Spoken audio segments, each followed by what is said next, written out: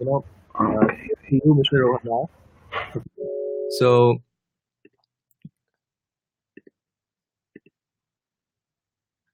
yeah, so Rohan, you can go ahead and introduce yourself.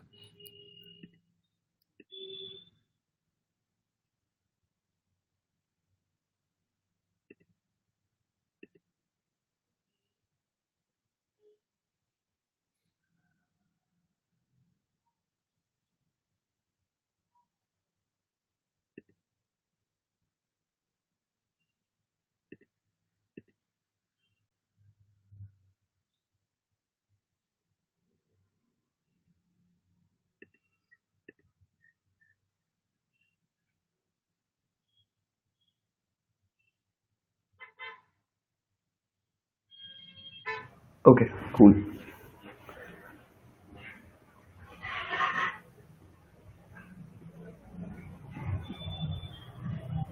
How do I'm sorry, how do I present it?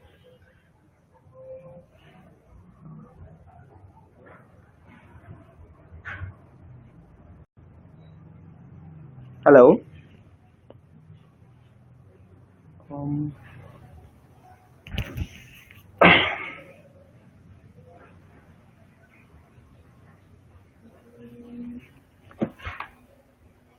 Hello? Hello? Yeah. Now it's there. Cool. Thank you.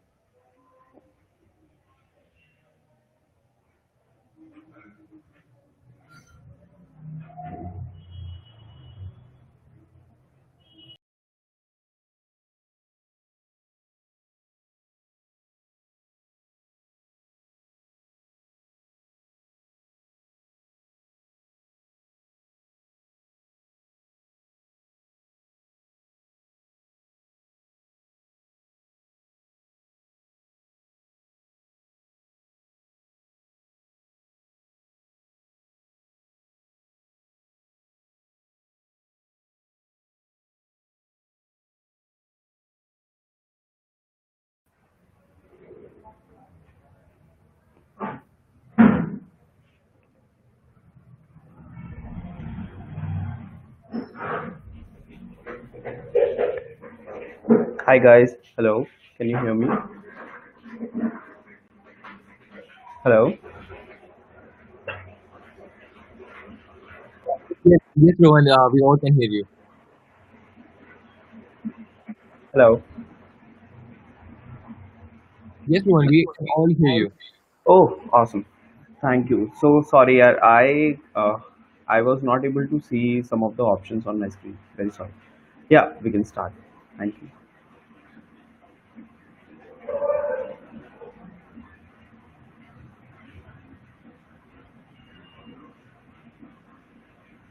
Hi everyone.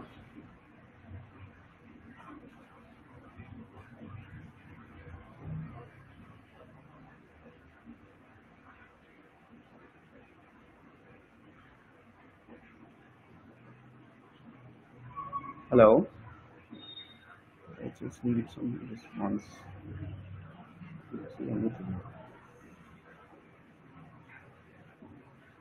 Cool. So, hello. Should I start? Yes, you can start. Okay, awesome. Thank you. So, hi guys.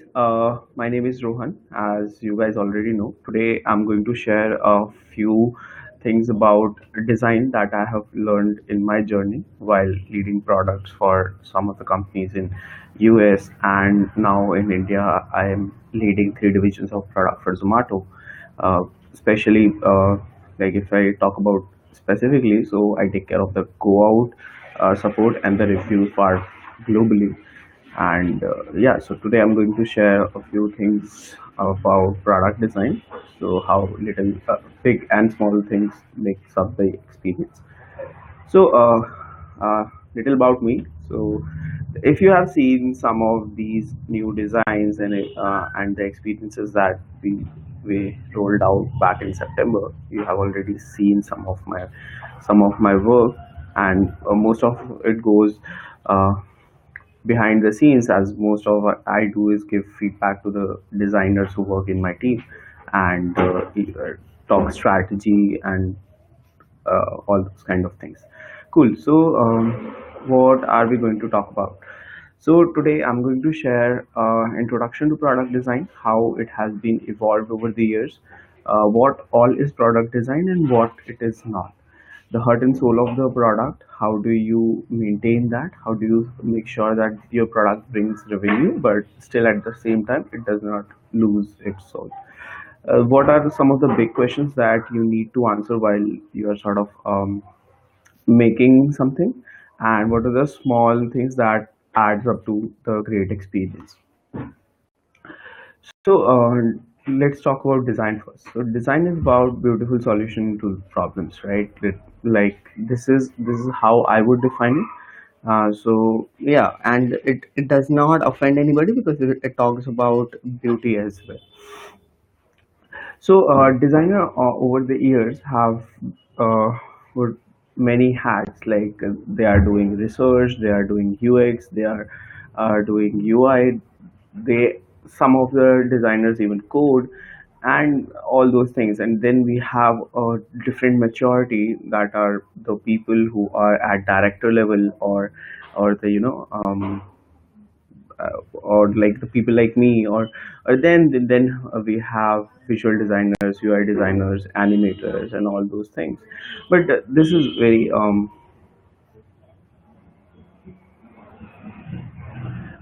so this has been so one product gets made by so many people, but then why are we discussing this? Why are we discussing this before product design? Because this is what I want to get to. So what is product design? So in my experience, so I started as a UX designer, and I didn't know what is a UX designer and the UI designer, because I was doing basically everything. And then I learned strategy with some people, and then I worked with some companies helping them bring better ROI for the products. So, what is product design, and why have I shared that image with you? Because product design is the whole process. When you do product design, it's not just about one thing. It's about the complete process. How from the start to end the product gets built, and why it is built that way. So, so let's to understand better, let's see at this Venn diagram. And in this diagram, if you see, like so design has a big piece of aesthetics, creativity, abstraction, visuals, right? And then business have their own goals, like you want to make money because obviously they are going to pay for your salary and all those things, right? And then the technology comes and they say like this is something that we are not uh, will not be able to build in this specific deadline. And so over the years I have like learned this thing while talking to the developers, that whenever they say these things, right, what they mean is that this cannot be done in the deadline, and it's not always like it cannot be done at all. And it's the business priorities that sort of changes at that point of time, because at some point of time it's about user acquisition, and then it's about retention. So your priorities have shifted. The ROI, the KPIs, your L1 and L2 KPIs at both points are very different. Like you are measuring it in a very different context. So let's talk about evolution of design and as well as designers. So earlier, designers were asked to do this, like we have made something. This is something we have developed. We business owners, the founders, the developers, we have made this. Can you make it beautiful, right? And now it has started shifting from that to, can you help us build the right thing the right way, right? So here the two key things are the right thing and the right way, right? So you want to build the right solution in the right manner, right? So yeah, so let me just explain what right thing and right way means. That are you solving the right problem? Are you solving for the right set of users? Are you going too broad or are you going too specific, right? And the right way means, is this something where the all the design terms comes in, right? Have you took care of like usability? Do you understand the mental models? Do you actually know the set of brand guidelines and how the brand gets perceived and tones and all those things, right? So let's talk about heart and soul of the product. And that basically is about, to me, that's basically is about asking the answering the big questions and the small questions, right? So and when you tie all those things together, you get the the product, right? And it has something to do with when the product managers or the product owners, when they write a live documentation that we sometimes refer to as PRD. So these are some of the answers you can find there, and obviously then you need to get more context. And I, over the years, I've seen that the designers with most context makes better products than PMs with most context, because uh, these are the people who have their hand on the job, right? So if you give them enough context, if you help them understand why this is important, and sometimes just like people, the product people do not actually share their business objective with the designers. Like, what does he know? Like, he does not know. But if you do not like sort of train him, if you do not give him sufficient training, then he'll never know, and he'll not never be able to contribute to the big picture ever. So so this is what I am talking about. So if you see, so the big picture is when you see the universe from 10 to the power 21 degrees above, right? And then you go like near. So universe as a whole makes sense, but as you go to 10 to the power minus 14, you have actually started seeing the atoms and molecules and all those things, right? So what is happening here is you go, and every level is important, right? So every product detail is important, whether it be how the universe functions as a whole, and at the core, it is all made up of atoms, right? So how atoms behave, right?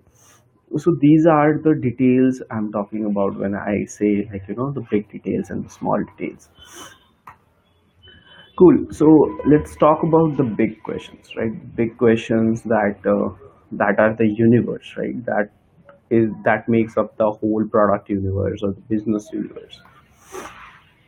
So the big picture questions that the questions that we should be able to answer while we. Am I still audible? I'm not getting any feedback. I'm very sorry. You are very much audible, sir. And this is actually, the attendees will be replying on the QA section. Okay. Okay. Yes. Use case from recent experience. So, Puneet, can you give me specifics, like examples on what? Hello.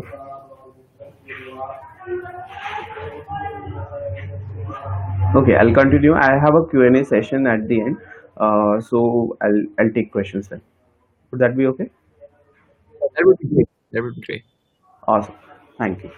So let's talk about the big picture questions. So you should be so sometimes what happens is, and if I see this with happening in big companies as well as the small companies. So they are like, we are building the solution and it will work for everyone. Like, and it doesn't, like, it doesn't work that way. Like, you have to be very conscious about when you are defining your first two set of users, like basically who will be your so this is the Bell's adoption curve, right? I don't know if you guys know this, but how Bell's adoption curve work is, you have the like, you know, one section that are innovators, the people who will make decisions on the basis of like, you know, it's just like the gut feeling. I have been facing this problem and I am not afraid to take the risk, right? And then so after innovators, you have the people who are early adopters. In the end, I'll try to show you the bell curve. So you have to just figure out who are your primary set of users, because if you do not hit these markets, these two segments, right, then you are not even going to get to certain level. So even if you are building Uber, you do not start with like everyone. You start with like the people who are elite class. Like, it started for 350 people, right? And then now sort of everyone uses it, and they have their product has evolved over the years, right? Now they have options like Uber Auto and I guess Moto as well, right? So that is what I mean. Like, you have to understand like who's the user, and then are we solving the right problem? And the actually the bigger question is it worth solving? Because 99% of the problem, so this is how I see it, that 90% of the problems in the world, like, you know, are not need to be solved. Like, in some context, I just mean like technically or business wise or some other ways, right? And the rest 8% problems are something that has high effort, but they are low impact. They bring very less impact to the company, or like, you know, the organization or even the world, right? So they need high uh, they need to they need we need to put high efforts in that, but we'll get the impact will be very low. And then there is the 1%. So whenever we start designing, we go to the validation phase, that these are our assumptions and these are the validations we did through the surveys we do, and through the so basically the quantitative and the qualitative research we do, where we sort of roll out a survey in the quantitative, and we try to understand the people behavior, the segmentation, that okay, which category they belong to, so that we can target the product. It also ties back to the who's our customer, right? And then there is this qualitative, where we sit with the people and we try to understand why they behave a certain way, right? What is the motivation, what are they trying to do? So the bigger question here is this problem worth solving, right? Because not every problem will worth your time and effort. Cool. And then there is 1%. They are sort of low hanging fruits, and nobody really sees this because it's just in front of you, right? And but the best part with low hanging fruits is, like, the things that are not low hanging fruit right now can be a low hanging fruit in the future. Like, if you will talk about the AR and VR technology, right? So 5 years ago, if I would have decided to make something on AR VR, I don't have sufficient, like, you know, the people who are specialized in that, and then I don't like, the Facebook has released this library, the Google has released this library. So we don't have all those things in place. So now, as we have all those things that were not like, you know, uh, so easy to be solved, like, now it gets easier to be solved. So okay, and then we talk about how do we know this is the problem, right? Like, So then that ties back to when you talk to your customer, like I so we have this inculcated this culture in our teams, like every person in our team, like whether it be a developer, whether it be a like product person, whether it be a PM or designer or visual designer, any person who will be working on the product, he has to at least visit on the field, talk to the people, gather some insight, ask some questions, and then only he is allowed to make a second iteration or something like that, right? Because while you're talking to the people, you just not figure out what's the problem, and you also figure out like what is the motivation. And people talk about it a lot, people talk about users empathy a lot, but lots of people tend to miss it, that talking to user doesn't just mean talking to the user, it also means like validating the problem. Is it like something they like, if something is not worth solving, why are we spending time on it, why are we spending bandwidth on it, and we are paying the people who are working on these problems, right? Then what are the ROIs of the product? So most people make the product and then they define these are my L1 and L2 KPIs. These are the matrices I'm going to judge the success and like failure on. And the problem is they define it too late in the process when the product maybe is about to ship and all those things. But the problem is while you were defining those KPIs, right, then that does not match with your product, right? That does not match with your the design, whatever you have designed, or the business strategy. And one thing is people do these things called like user journey mapping and user stories. So user stories is just a way of writing the use cases. So let's suppose if I have to uh, give an example for Airbnb.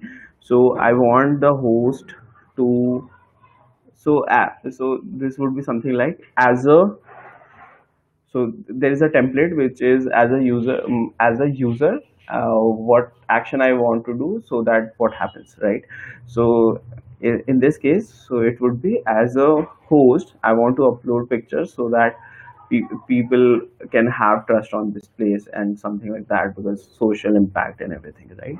So we do not so when we write all those use cases, or as we call it, the stories, the problem is user stories, like the problem is your L1 and L2 matrices actually should come from these sort of user stories, like whatever you have defined there, it should tie back to that only, right?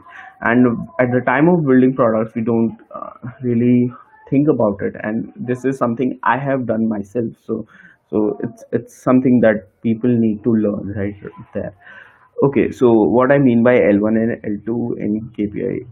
So L1 is what will have direct impact on your business right now, and L2s are the KPIs which will have a which will affect the business ecosystem as a whole, the product ecosystem as a whole, right? Which will not have impact right now, but in a long term it is going to have an impact, right? So let's suppose if I tell you, so if we do something with the OTR, the order through rate on Zomato platform, so it is directly, we'll be able to measure the L1s, the like the indicators in an hour. So we'll be able to see if it's performing well and not or not, right? But as we are getting more and more customers on the platform, and they are making order through Zomato, in the long term we'll be able to sell more gold, right? Gold is one of our product where you, what you can use when you are dining out, and as well as now on delivery as well. So you get one dish free, and there is something called gold specials, where you basically go to any restaurant which is on gold special, and you get percentage off on the final bill, right? And you don't have to talk to the people at the restaurant, you just make the payment through the app, show the window and show the screen, and you can, right? So okay, are we solving the right problem? I repeated it because it's that important. Cool. So now we'll talk about the defining details, right? What are the details we should forward? So these are a few things that I mean when I say like defining details, right?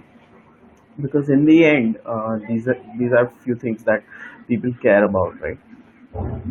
So goal driven design. Okay, so you have to understand that the people are not there to use your product. So there is this famous quote that says that how uh, how beautiful your UI is, how beautiful your product is, it should be less, right? It should be less. So people are there to do some functions. There is something that needs to be done. I just see people adding screens after screens after screens after screen just to make the people revolving in the same loop. Like, if you want to give someone something, give it, ask for money right there, and just get done with this. Not keep him, because he has got another thing in his life, right, to take care of, bigger priorities, right? So, so it should be very much goal driven. The context is very important. So when you are designing for fintech, you can't be having the same principles in mind in health health tech, right? So what I mean by that is, in fintech, let's suppose the priority thing is there is money, right? They are dealing in money, and in health they are dealing in patient, the care, the it's about life and death to people, right? So the defining details in the context of medical would be way too much than if you talk about fintech, because uh, here life and death depends on it, right? And if you want to read more on this, so there is this book called Tragic Design, and that will give you enough context on what happens if you don't design the product right? So then there is affordance, like, so this is basically about discoverability and feedback. Do I know what I need to do with something when I see it? So there is this concept of Norman doors. When you see a door, and you see the handles on the both sides, right? But the problem is, on one side it gets pushed and one side it gets pulled. Can we not design doors that can actually tell me ki, so, and we do this all day long, like we push the doors that we need to pull, right? So can those doors not be made in such a way that it tells me that I need to push it, not pull it, right? And there is a solution, obviously, and you guys can look it up. So okay, I'll tell you. So then there is, you just place a metal plate on one side where you need to push. What's our instant reaction to someone? Like, if we want to push it, like if we want to push our friend, we do this, like we push them, right? It's a straight hand, right?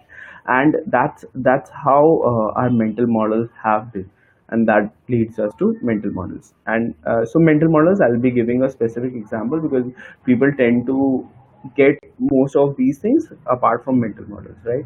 So I'll give you a very specific example for mental model. Then there is consistency. If I don't feel the similar experience, I feel like I am on a very different product, and I might lose the context, and it actually helps you build the brand.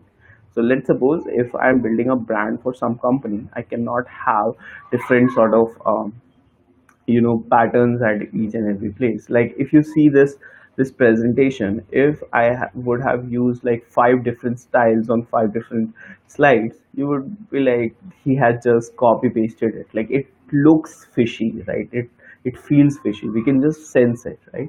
So that's what consistency does for you. We'll talk about mental models. So what are mental models, and how does it help? So let's talk about this with an example. So in early 2016, there is this car brand which has to recall like so many vehicles off the road because of their near a new gear shift, right? So what was happening? So they had this. So if you drive car, you understand that once you move move the handle in certain direction, it gives you the feedback. Even if you are not even looking at it, your hand knows if it's in the leftmost top, it is in the first gear and all those things. So they made a very beautiful handle. They So you just press the button and it goes to that gear. But the problem was, after you move it, it comes back to its original position, the center position, right? Even if it's in any gear, right? So what started happening is, it's very funny.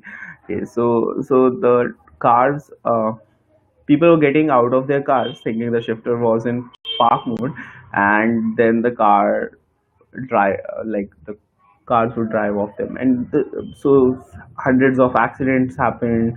Some hundreds of people got injured, and this is something like we do not pay attention. But if you see, like, we have learned certain things a certain way, right?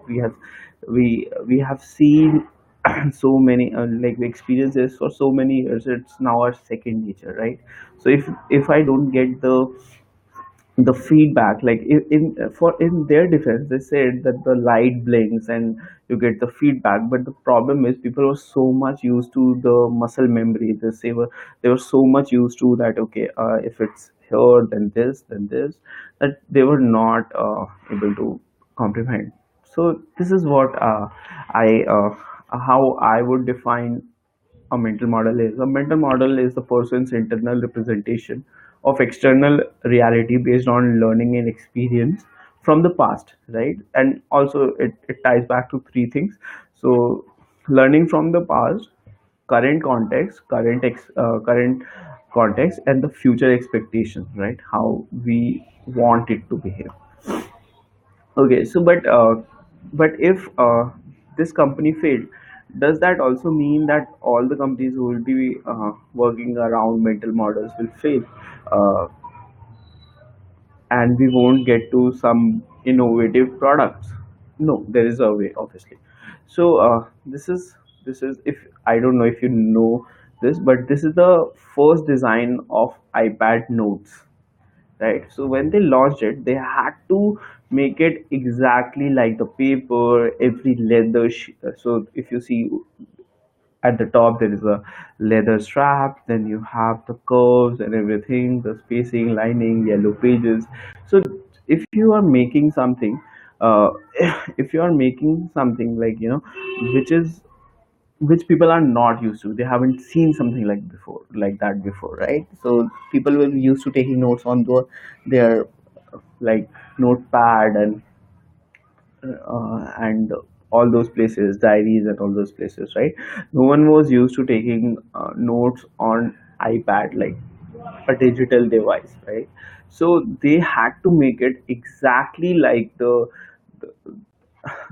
things that people are used to, and from there, they have evolved to a better notes, and now you can see all those dark themes, white themes coming to iPads, right? So the moral is, if you're creating something unfamiliar, base it in the familiar. So again the so again, the example of Apple books, right? So when they designed Apple books, people were so used to those hardcover books, like the paperback, right? They were not used to reading it on uh, you know iPhone or iPad per se, right? So they had to design it in a way that people understand, those shelves, those wooden shelves, those books, right? And they had to design in that way, so that, and now if you see it, it's all flat, it's all so clean and everything. But this is the journey you have to take when you are sort of creating something unfamiliar. You have to start with what people are used to, and then you have to bring innovation in it. And as people evolve over time, you sort of, these things get picked up. Okay, so if we talk about whatever we have just discussed, like, so it comes from like the bigger questions and the smaller details, right? But there is this gap, right? There is this gap in the business mindset, and if we are coming from a very, like, a PM background, right?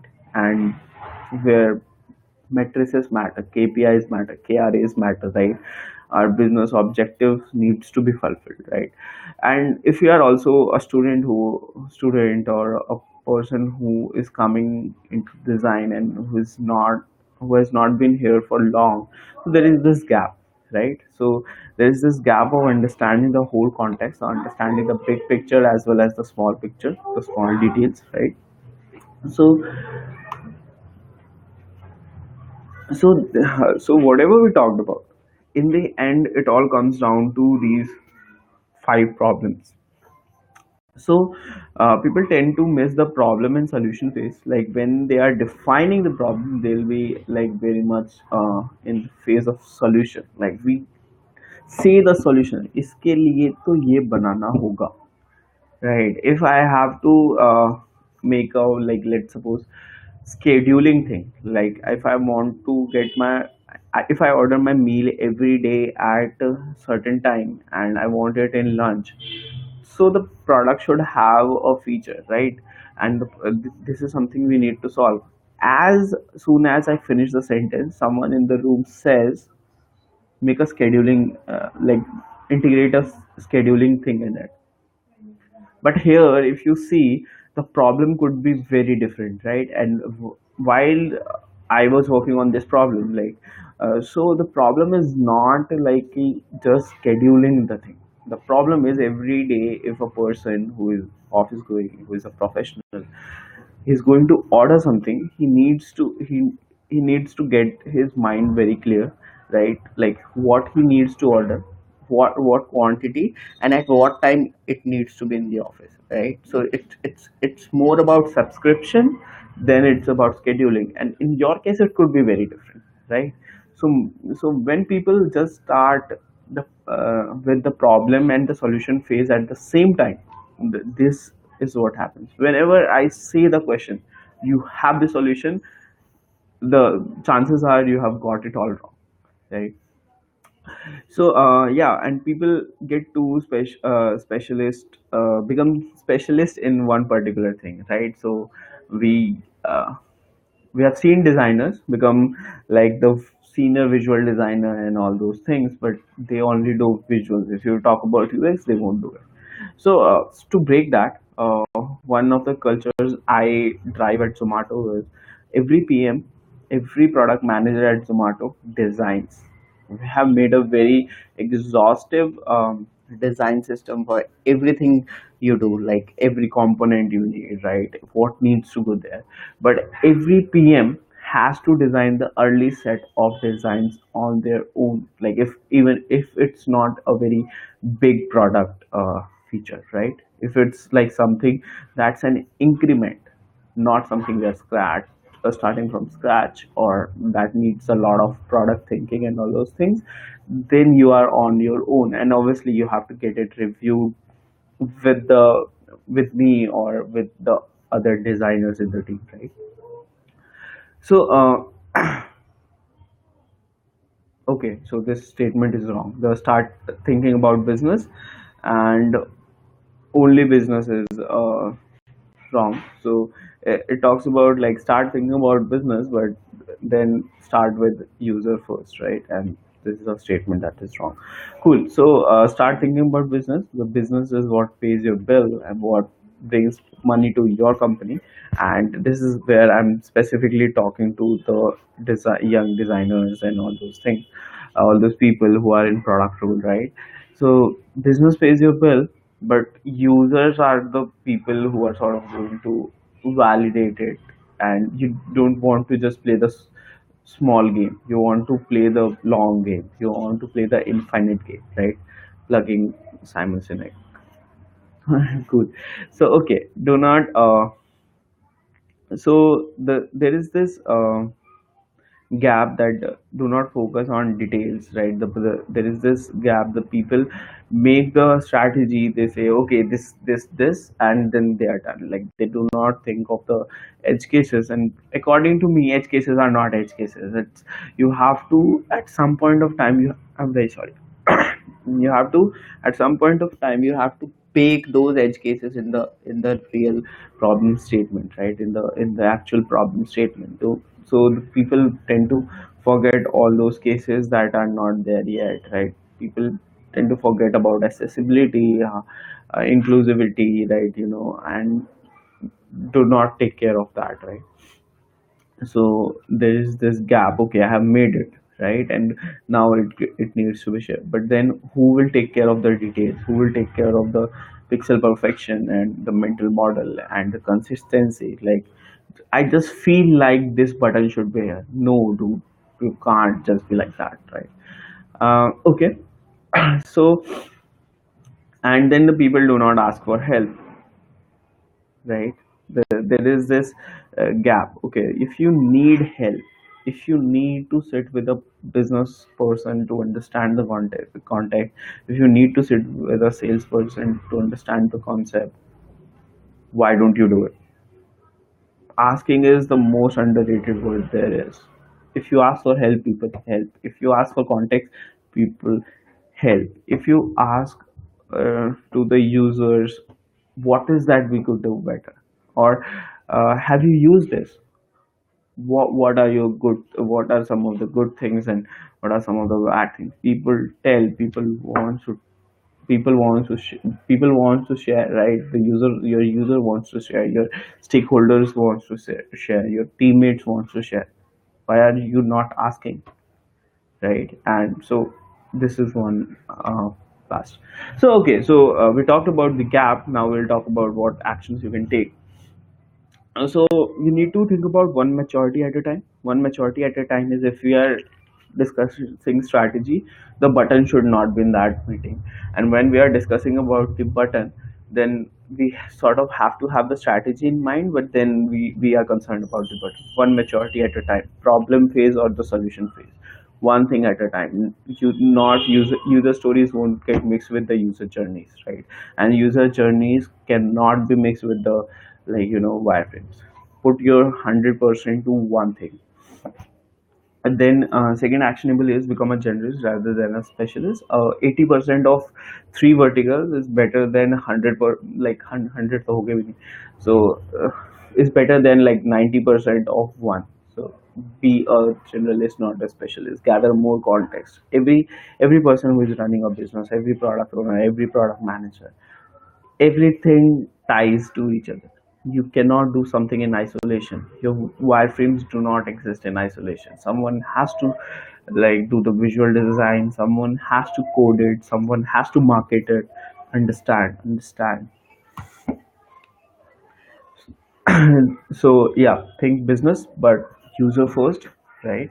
Think business but user first, because users are the people who are going to bring value to your company. They are going to sort of validate whatever you are doing makes sense or not. It's the best reality check there is. Nothing is better than this. Then pay attention to the little details as they make the experience. If you do the strategy right, but if you do those like silly mistakes at the experience, like, people are not seeing the strategy, like, that is just to help you solve the problem, help you bring the best, but then you have to show the best as best. Then if in doubt, ask me. Ever, if you have any product problems, then ask me. I'm your guy. And if I'll not be able to solve, I'll be able to refer someone who can help you. Okay, so if you have any questions. No one is here, everyone left. Rohan, you can check the QA section. I think people have posted some questions. Okay, awesome. Are you going to share any slides? Yes, we can hear you, possibly. Okay. Like designing any feature at Zomato. Okay, cool. So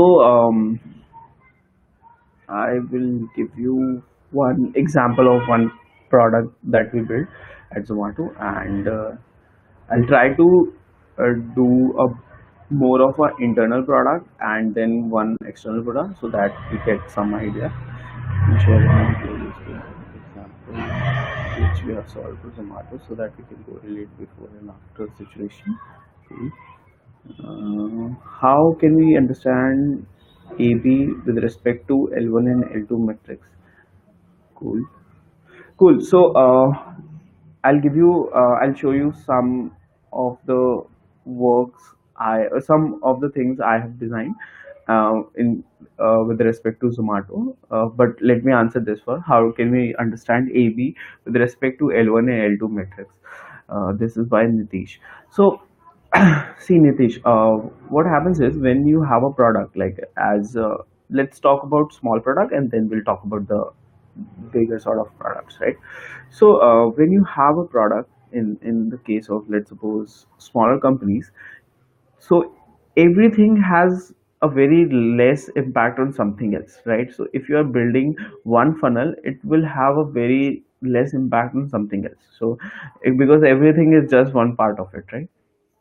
So when you do A/B testing and you are testing out, right? So you can just define your L1 and L2, and if your user stories are same, so most the chances are your L1 and L2 will be same, right? And then you can exactly know, like, and in case of A/B testing, it becomes easier because if let's suppose marketing changes its message that okay, like you get this much percentage off if you buy it, then even if you roll out two, the same marketing applies to the both things, right? So then you exactly know that which is performing better, right? The version A is performing better or the version B is performing better. L1 and L2 matrices then will sort of be in proportionate to how uh, how your users are responding to that particular thing. Cool. And in case of big companies, the problem is that if we change something in gold, it might change something in the delivery OTR as well, like the order through rate, right? So we need to be very. Then A/B test works there as well because that same thing affects the both the funnels, the both the versions, right? But if you talk about how do we see in isolation, A/B test works there, but some of other tests won't work there. So as I said, in L1, so how do you measure L1 and L2? Let's talk about that. So L1 and L2, they are something that are and there are a few things that are like that will give you immediate feedback, or let's suppose, so till 2 hours it's almost immediate feedback, and there are lag feedbacks. So lag feedbacks are where that you'll not be able to see in 1 hour or 2 hour. It will be seen over the course of, let's suppose, 6 months or 4 months or something like that, right? So like if we talk about customer loyalty, right, it's not something will be able to capture in one day, right? 1 hour. It's about how many times people makes those transactions, right? So uh, and how many times they come back, what NPS score they have given us, how likely are they going to recommend us to their friends, and then we sort of have to then we sort of can figure out that are we doing the right thing by like are we figuring out the right L1 and L2, and if the matrices are suggesting. So okay, I hope that answers your question. Okay, my views on design sprint. Okay, I am actually a big fan of design sprints. One of the few books I have near my table is actually the sprint book. So big fan. So you can actually solve. I'm sorry, kuch to issue. So you can actually solve some big problems with that. Actually, I don't believe in like everything that book says, but then I can use. So the best part is if you do, there is this agent smart. If you are into design sprints, please do check out agent smart. So they have actually collaborated with Jake Knapp, and they have formed the courses around it. So they actually say that you can mix and match according to your needs. So a few things that are very good that every team should do while building a product is something called lightning demos. That okay, whatever problem you have, uh, like you sort of take inspiration or take screenshots in some ways, and you demo it to the team that okay, if so this is, if we integrate these 5 6 things together, this is how the solution might look like. So a very good read, like actually every product person should read it. And this is not nothing just but uh, design thinking put in one framework. So that's how I would define it, that everything you do in this book, this framework suggests you do it anyway in the design thinking, right? But they have just given it a framework, right? So let's suppose you are doing some ideation activity, they have given it with a timer and all those things. I hope that answers your question. I like design sprint. That's my view on this. How do you do user testing in quantifiable manner in Zomato? Any example? How do you? So, user testing. So there are some tools that we use, and then we have a like we. So for the so I'll go back a step and start from there. That when we are researching that whatever we have thought about, is this something that our customers care about, right? Then we go out and we do surveys, and I'll try to share a few images. So just give me a minute.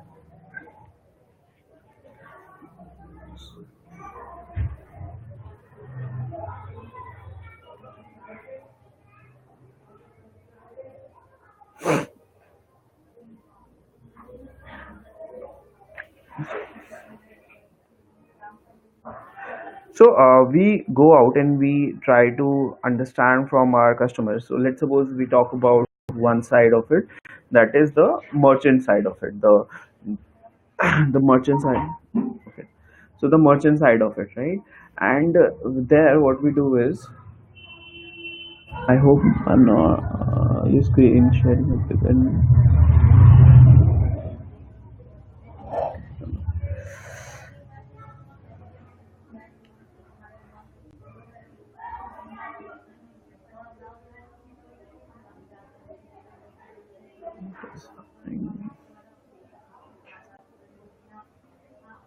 Okay, cool.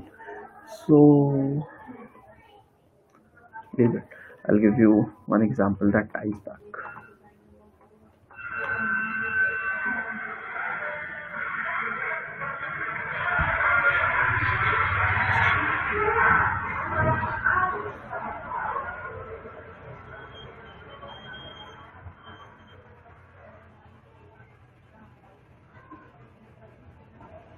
Okay, so I'll show you some images in some time. But what I'm saying is that we start from talking to the user. It's not just that at the time of user testing we'll go to user, so that we understand what are the things on the basis of that we can even do the user testing. And then there are tools like like surveys and all those things, so that we have understanding of our user. And then sometimes we just take the calls on the basis of, like, okay, if it's the right situation. And let's suppose there was this new year thing, right, and we had to sort of decide that um, is it the good time to sort of do launch the gold specials. And then we said, okay, the at this time most of the people will be eating out, right, in some way or the other. So we that's why we launched uh, like a very basic minimal version of gold specials, where you can make the payment through the Zomato app. And it worked, and it was not very good uh, UI or UX at that time, but then we have sort of revamped it, and now it is better. So to answer your question, there are tools like usertesting.com and all those things. So we have partnered with them in terms of, let's suppose we are getting feedback on the earlier versions of gold got tested that way, like Zomato gold got tested that way, right? And then we sort of roll out the so we then invite some people in office as well for the moderated, like where there is a person who is sitting and asking you questions, giving you some tasks to sort of do it with to do. I hope that answers your question. So majorly it's usertesting.com, but actually it's the whole research part of like and it also ties back to that thing that, are we solving the right problem and have we solved the problem right? How to handle pre-planning of design sprint. Okay, so I can share some things with you for design sprint, but then you can actually check the AJ and Smart classes, and they have done a very good job. I don't think that I can give you better, but in design sprint most so the bigger thing is that the problem I have seen is getting all those stakeholders in the same room for like 3 to 5 days, and that's the biggest challenge. If you can overcome that, you can actually do anything. I hope that answers the question. Okay, so how Zomato makes UI for blinds? Actually, at this point of time, I'm very sorry to say we don't do that, but like we are integrating like Zomato, so you will be able to talk to Siri in some time, and you'll be able to order. And if that test goes well, we'll be rolling it out for Google Assistant and Alexa in like later, like March or April. Like this is in pipeline, but so we are trying to solve it with the voice UI, what we call as voice UI, the voice UX thing, right? And so the payment in that case is very so the payment is actually a very big concern in that, as I understand some of the SDK tech there. So the tech is very much not able to support it. I hope that answers your question. If we were to take one thing from this webinar as a beginner, what would it be? Okay, knowing the knowing the problem is good, but how do you know that is a problem? Like, how do you know something is a problem that can be solved, right? That can be solved, like, okay, as I said, most of the problems that needs not to be solved, like, or we are not capable of solving, or the effort versus impact is very high. And the one thing that other thing that you can take is understand the bigger context, understand the big picture, understand the business goals, right? If you are a designer, or if you are just starting out developer, the problem is that till the time you don't understand like the business value of it, you'll be playing in a very, like, what should I say, the small pool, like you will not understand how all these things work, and you'll not be even able to solve the problem in best of like at best of your uh, capabilities. So understand the bigger context. That also means that become a generalist, uh, not a specialist. I'm sorry. Yeah, so that is something you can take. How often you come across different stakeholders give different suggestions on the same design? Okay, well, and how to communicate which is the right approach. Why am I laughing here is there's something that one incident that has been happening for quite some time. So what happens is, when you have the business goals straight, like you have defined business goals, then it's actually not that hard to do stakeholder alignment, right? Because then everyone wants to do the same thing, like everyone is inclined towards one goal, everyone is moving towards one particular thing, right? So in in case of business, you can actually show, like, so let's suppose if someone is saying ki this should not be that way, then you do make this, you go out to users and you get sufficient prove by doing the usability testing or something like that, or using user testing and all those things, and you have data to prove your point. And sometimes you'll be wrong. Just let me be let me be very straight with you, that you will be wrong. Like I was wrong, right? And so many times, and there is no such thing like, there is, it's not about you, it's about the product, it's about the user you're solving it for, right? So then if you have to communicate, then data is one way, but sometimes it makes sense that to listen to some people who have experience and sort of test what they are saying, right? If the business goals are straight, then it won't matter. If the product goals are straight, it won't matter, you'll be able to get through this. So there is this feeding India thing we acquired a few, like around 8 months back. And what is happening is we are trying to their whole product, their website and everything. We are not able to make sufficient, like significant progress in that. And the reason is, it's not hard, it's very simple, it's one of the simplest things at Zomato at this point of time, if I say. Like the problems we solve, like in terms of that, is very small problem, and it can be solved very easily. But the problem is, as the business goals are not straight, there are no business goals to sort of no business goals. It's just about brand loyalty and all. So every sort of SVP, every sort of VP, every sort of founder, every sort of a person has a very different opinion. Let's do it this way now. Let's try it this way, because there's no deadline, right? And then you keep on asking, give me a deadline, give me a deadline, give me a deadline.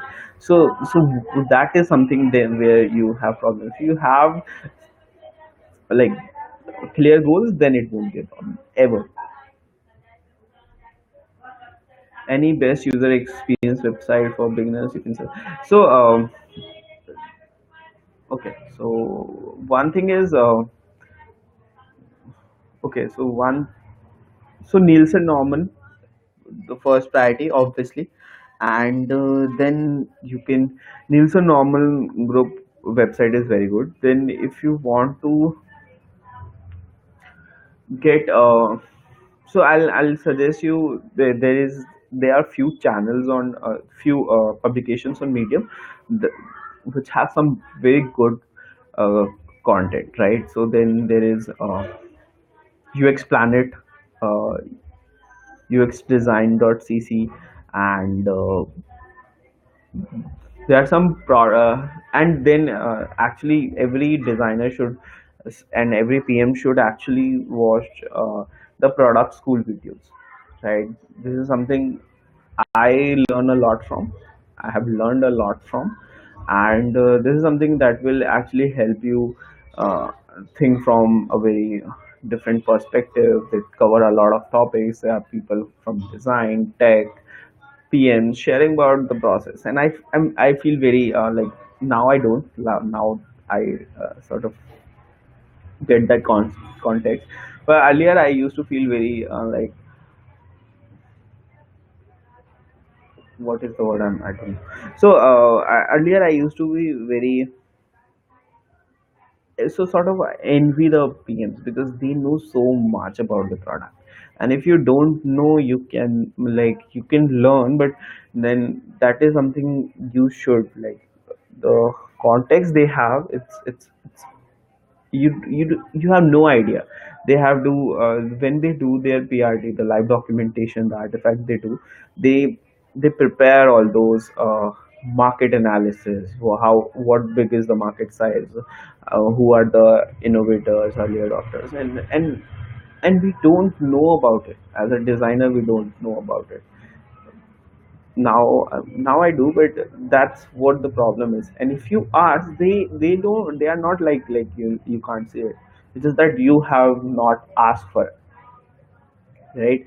So understand the context, right? And so UX Planet, uxdesign.cc, and Nielsen Norman Group. And if, so if you are if you want to learn the bigger context, then obviously the product school videos are very good. Like you can actually go to the YouTube channel, and that would be awesome. Well, okay. I'm just thinking anything you want to say on user persona study. So, okay. So user personas actually are not taken in a right way. Like user personas has not much to do with the actual person. It actually talks about a user segment while targeting one person, right? So what I feel is, like, the if so there is empathy mapping and user persona, and people don't do empathy mapping, and they do user personas. And without empathy mapping, you're basically this thing won't make sense. Like the user personas won't make sense. It won't actually capture that segment that you want to capture, right? So like the like uh, the personas Amazon uses, they have six personas. Now I think it's eight, but yeah. So how they have defined it is they have done the empathy mapping thing first, and then they came up with th- the personas, not the other way around. People do it other way around, so that's the problem. And when you are doing the user persona, it's actually about understanding more of their mental models, more of their context, and all those things. It's not about just making personas. I see designers, so when I interview designers, they make personas just for the sake of making persona. And there are some designers who does not make personas, and I'm okay with that, because they have done so much research in other terms that then you don't need personas. It's not that this is a everything you need to do. It's like it's about it's just like sprint. Like you just have to gather context, and some reason could be good for you, and like some process and some steps can be good for you, and some steps you just have to let go, and it's okay, right? So learn about empathy mapping first, then then you can sort of get that.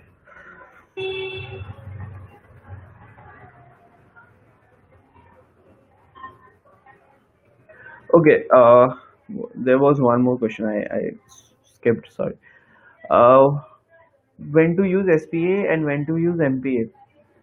So if I understand it correctly, uh, it's about, which screen am I sharing? Okay, so yeah, so it's about single page application. Cool, cool. So I I just checked. So this is the same single page application, multi page application. So it's not different. Every abbreviations are very different. If I start talking to you in terms of O2 and all those things, then you'll not get it. And O2 is basically online ordering. So okay, so single page application and multi page application. So there is one line that I'll summarize this with. That line is interactions before interface, right? So what you want to do, what you want the people to do is like, so it comes later than how you want to do it. So single when to use SPA is when it's like something that's very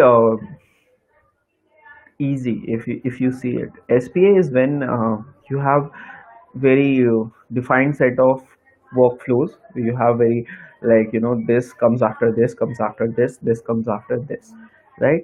MPA is when you have different sets of features, and actually they contribute to one goal, but then their users are very different, right? So let's suppose the one page could be For the administrator, one page could be for the developer, one page could be for this, and then there could be one page that is for everyone, right?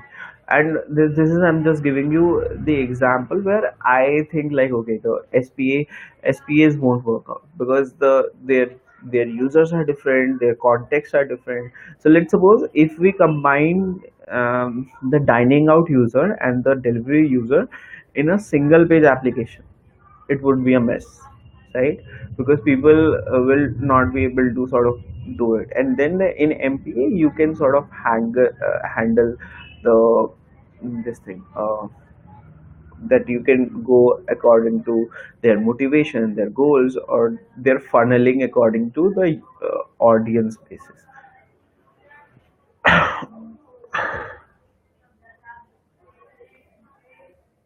I've skipped anything, Neena? Okay, so now I'm going to show you some of the, I think one last question is there from Nitish. which question is, which one? One last question. What kind of effort do you put in prototype making for A/B testing? Since so okay, if you're working with me or my team, then you need to make it as polished as. So if I'm doing the testing on your prototype, then it should be very much polished. I'll show you one example of what kind of fidelity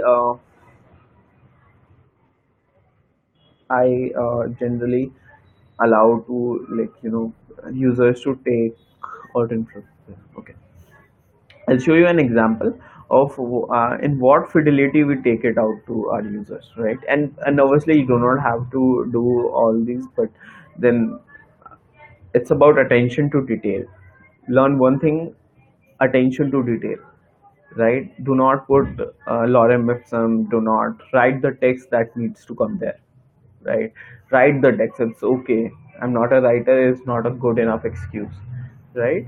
So I'll just uh, I'll just share my screen with you. Food at work. First time user flow. There was a prototype. Cool.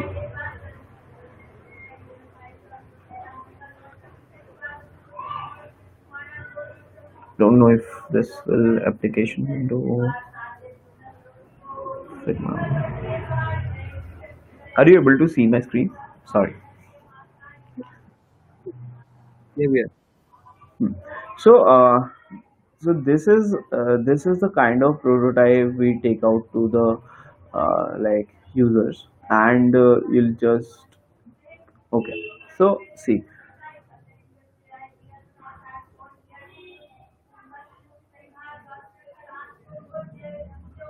so are you able to see this iPhone screen? Cool. So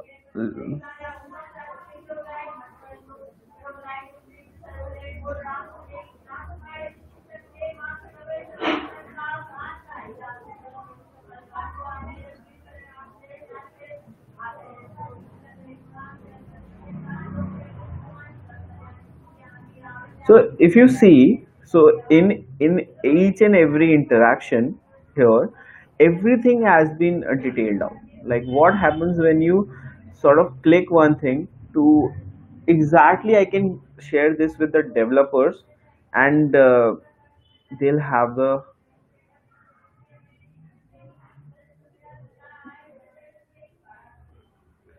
So you see, like, every sort of interaction, everything, it should be as close to the reality as it, like, then only like pe- people will be able to sort of see. Does this make sense? Hello.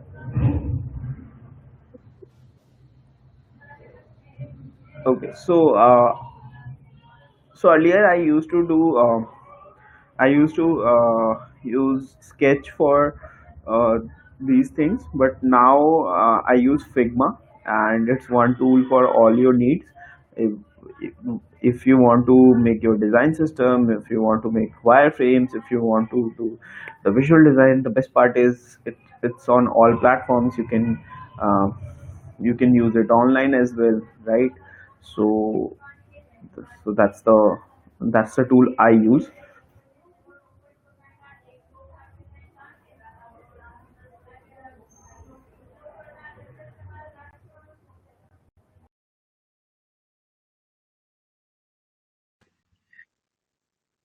Okay, all the attendees, I think any more questions?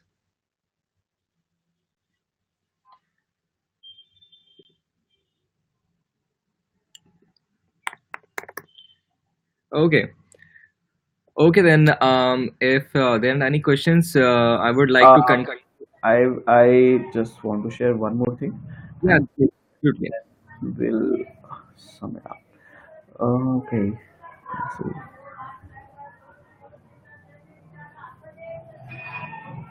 cool.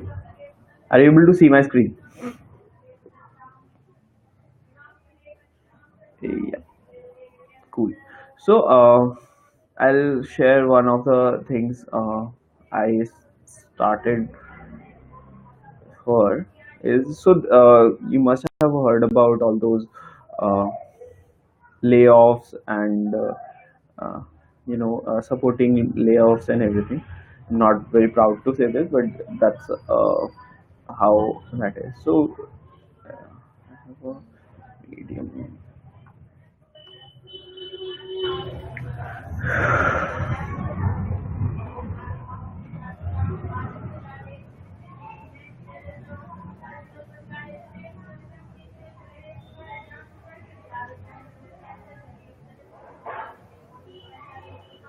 Okay, so this is a case study. I hope you are able to see my screen. Yes. So this is a case study I started writing. So it's about a platform that we call Lifeline internally. It takes care of all three sides of product. Uh, so it's three sides of the user bases we have: merchants, the riders, and the customers, right? And so this is about that, and this is basically where this is a tool where all they get to do everything uh, the support agents need to do. So in in this we had five sort of dashboards earlier prior to this, where you get to see all the details and everything, and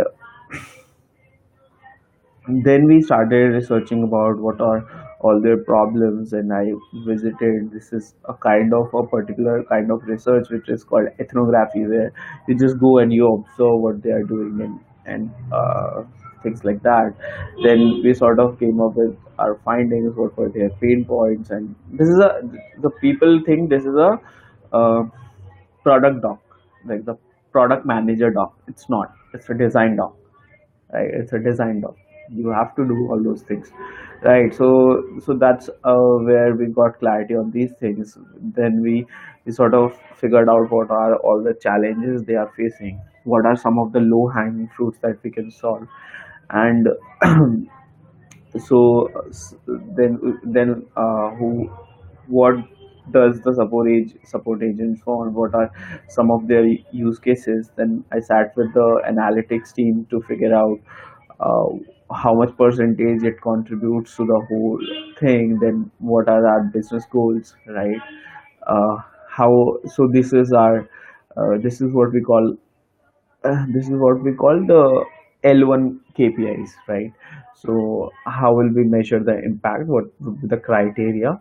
Then, so this is the basically how we'll measure it, and this is the success category. If we solve it right, then what directions we took, right? Then how we have sort of built it. Then once we made it, and after one round of like feedback, so this is us doing the usability testing, where we are giving them tasks and they are actually doing it. And yeah, so this is one such thing. And the final, wait, I will show you the final product as well before we conclude.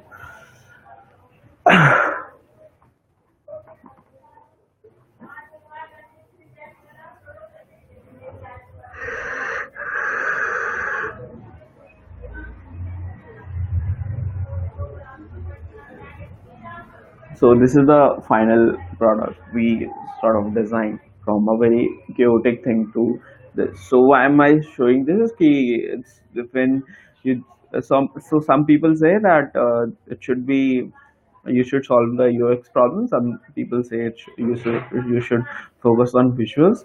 This is what you get if you sort of solve for most of the things, right? So let's suppose I feel it's visually good as well, and then it solves the problem that these guys are facing. Cool. So that would be, I guess, all from my side at this point of time. Okay. Thank you, everyone. It was great talking to you, but I like to do it face to face, or I was not getting any feedback, so I was just like I'm talking to myself and all those things. So thank you so very much, and I hope to see you in person very soon. Thank you so much. Yeah. So thank you, Rohan. Thank you so much for your wonderful talk today. I would also like to extend my thanks to all the wonderful audience for showing up and this whole morning. Okay, thank you. Thank you, everyone. Thank you.